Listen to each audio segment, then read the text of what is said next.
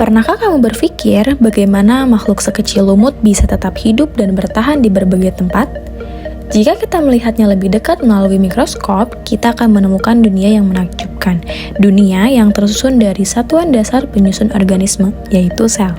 Setiap sel memiliki sistem yang luar biasa untuk bertahan hidup. Ia harus mampu mengatur dengan cermat apa yang boleh masuk dan keluar, agar keseimbangan di dalamnya tetap terjaga. Proses inilah yang disebut mekanisme transportasi sel. Cara sel mengatur pergerakan berbagai zat seperti air, oksigen, dan nutrisi melewati membrannya. Ia bukan sekedar pembatas, tetapi penjaga gerbang yang cerdas dan selektif. Membran sel tersusun dari lapisan ganda fosfolipid. Kepala hidrofilik menyukai air, sementara ekor hidrofobik menolak air. Susunan ini membentuk penghalang fleksibel namun kuat. Di dalam membran juga terdapat protein. Ada yang menjadi pintu masuk, ada yang bertugas sebagai pembawa, bahkan ada yang menjadi sensor. Inilah sebabnya membran disebut selective permeable. Hanya molekul tertentu yang bisa lewat dengan cara tertentu. Sel mengatur lalu lintas molekul dengan dua mekanisme utama, transport pasif dan transport aktif. Mari kita mulai dengan transport pasif. Transport pasif adalah perpindahan molekul melewati membran sel tanpa membutuhkan energi. Proses ini terjadi karena perbedaan konsentrasi dari daerah berkonsentrasi tinggi menuju ke daerah berkonsentrasi rendah. Ada 3 jenis utama transport pasif: difusi sederhana, difusi terfasilitasi, dan osmosis. Pertama, difusi sederhana.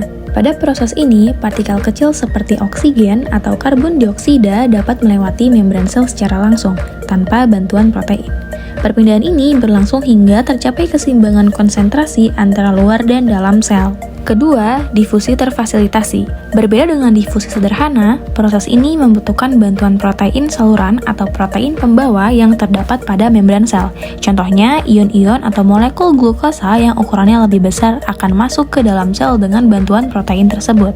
Ketiga, osmosis. Osmosis adalah perpindahan molekul air melalui membran semipermeable dari daerah yang berkonsentrasi air tinggi ke daerah yang berkonsentrasi air lebih rendah.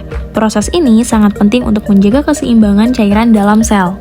Jadi, transport pasif merupakan mekanisme alami yang tidak membutuhkan energi, meliputi difusi sederhana, difusi terfasilitasi, dan osmosis. Semua proses ini berperan penting dalam menjaga kehidupan sel tetap berlangsung. Selanjutnya, transport aktif. Transport aktif adalah mekanisme perpindahan molekul melewati membran sel dengan menggunakan energi ATP.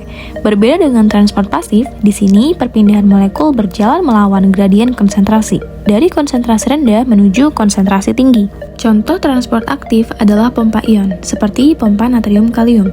Protein khusus di membran sel menggunakan energi ATP untuk memindahkan ion natrium keluar sel dan ion kalium masuk ke dalam sel. Proses ini sangat penting untuk fungsi sel saraf dan otot. Selain transport aktif melalui pompa ion, ada juga mekanisme penting lain yaitu endositosis dan eksositosis. Proses ini menggunakan vesikel untuk memindahkan zat besar melewati membran sel. Pada fagositosis atau sel makan, sel menelan partikel besar seperti bakteri dengan membentuk vesikel bernama fagosom.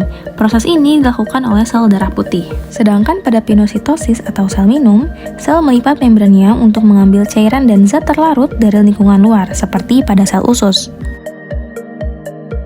Kebalikannya adalah eksositosis. Dalam proses ini, vesikel di dalam sel bergerak menuju membran, lalu melebur dan melepaskan isinya keluar. Contohnya adalah pelepasan hormon, enzim, atau neurotransmitter oleh sel saraf. Jadi, eksositosis adalah proses mengeluarkan zat dari dalam sel, sedangkan endositosis adalah proses memasukkan zat ke dalam sel, baik dengan fagositosis untuk partikel padat maupun pinositosis untuk cairan. Bersama-sama, mekanisme ini menjaga sel tetap aktif dan berfungsi dengan baik. Jadi, transport pasif ibarat berjalan menuruni bukit, mudah dan tanpa tenaga. Sementara transport aktif seperti mendaki bukit, butuh energi ekstra. Dengan kombinasi transport pasif dan aktif, sel dapat menjaga keseimbangan internalnya, tetap sehat, dan menjalankan fungsinya dengan optimal. Terima kasih sudah menonton dan belajar bersama. Semoga ilmu hari ini menambah rasa kagum kita pada kehidupan yang ada di sekitar.